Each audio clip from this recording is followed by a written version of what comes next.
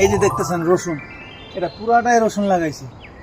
এখন থেকে সিদ্ধান্ত নিয়েছি আমি ইন্ডিয়ার রসুন পেঁয়াজ কিচ্ছু খাবো না। আপনারাও সিদ্ধান্ত নেন। এতটুকু যদি জায়গা থাকে এর ভিতরে রসুন লাগাতে পারবেন, পেঁয়াজ লাগাতে পারবেন না। এই যে একটু দেখুন,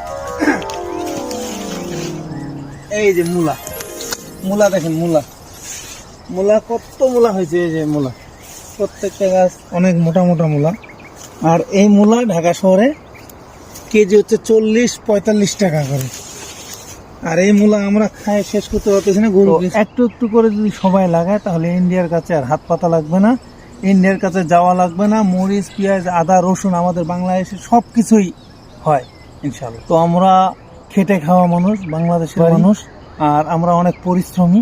আমরা পরিশ্রম করতে জানি, আর পরিশ্রমী মানুষের কষ্ট খুব কম। একটু যদি শ্রম করেন, একটু যে কোনো ফসল